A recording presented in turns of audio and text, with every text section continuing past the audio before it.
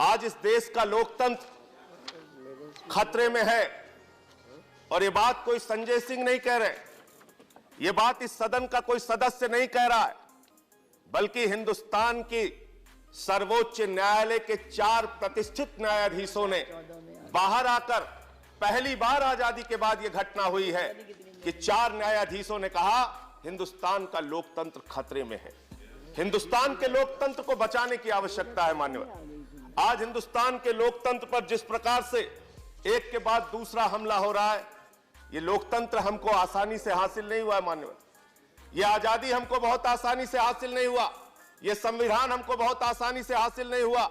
इस संविधान को, इस देश की आजादी को पाने के लिए शहीद आजम भगत सिंह ने, सुखदेव ने, राजगुरु ने, राम प्रसाद बिस्मिल ने, अशफाक उल्लाह ने, राजेंद्र लहड़ी ने, खुदीराम बोस ने, और जब इस देश के अंदर राष्ट्रपिता महात्मा गांधी ने आंदोलन चलाया, उनके त्याग और बलिदान से देश आजाद हुआ है। किसी फर्जी राष्ट्रवादी के त्याग और बलिदान से देश आजाद नहीं हुआ है मान्यवर। मैं कहना चाहता हूं, मैं बड़ी विनम्रता पूर्वक आपसे कहना चाहता हूं मान्यवर, आज जिस प्रकार से देश के अंदर हालात पैदा किए जा रहे हैं, चुनी हुई सरकारों को, लोकतांत्रिक ढंग से चुनी हुई सरकारों को, ऐसी सरकारों को जिनको प्रचंड बहुमत से देश की जनता ने चुना, उस सरकार को चलने नहीं दिया जाता मान्यवर। चाहे वेस्ट बंगाल की सरकार हो, चाहे दिल्ली की सरकार हो, एक निर्वाचित सरकार जिसको 70 में से 67 विधायकों का बहुमत मिला।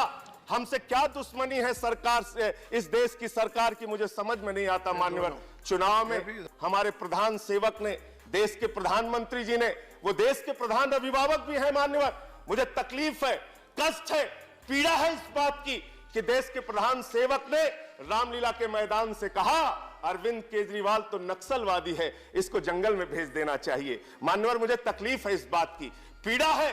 देश का प्रधान सेवक एक व्यक्ति को नक्सलवादी कह के संबोधित करता है। मैंने उसी दिन कहा था, प्रधानमंत्री जी, ये लोकतंत्र है, जमहूरियत है, डेमोक्रेसी है, यहां जनता मालिक होती है। जनता जिसको चाहती है वो जंगल में जाता है, जनता जिसको चाहती है वो विधानसभा में जाता है। और देश की जनता ने 67 विधायकों के साथ अरविंद केजरीवाल को दिल्ली की विधानसभा में भेजा मान्यवर, और 3 विधायकों के साथ भारतीय जनता पार्टी को जंगल में भेजने का काम किया मान्यवर। मैं बड़ी विनम्रता पूर्वक आपसे कहना चाहता हूं, नफरत की बुनियाद पर हिंदुस्तान नहीं चलेगा, मोहब्बत की बुनियाद पर हिंदुस्तान चलेगा। आम आदमी की आवाज को दबाने की कोशिश मत कीजिए, आम आदमी की आवाज को दबाने की कोशिश मत कीजिए।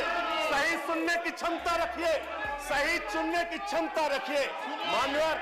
मैं कहना चाहता हूं, ये वो लोग हैं जो इस देश को बर्बाद करना चाहते हैं, ये वो लोग हैं जो ताजमहल को तोड़ना चाहते हैं मान्यवर। हम यहां आए तो आपने हमको सौगंध दिलाई मान्यवर, इस देश के संविधान की रक्षा की, इस देश के एकता और अखंडता को अक्षुण्ण रखने की आपने यहां सौगंध दिलाई मान्यवर। लेकिन मुझे जरा बताइए, एक चुना हुआ इनका विधायक कहता है ताजमहल इसलिए तोड़ देना चाहिए क्योंकि उसको मुगलों ने बनाया। मैं पूछना चाहता हूं, कुतुब मीनार भी तोड़ डालो, उसको भी मुगलों ने बनाया।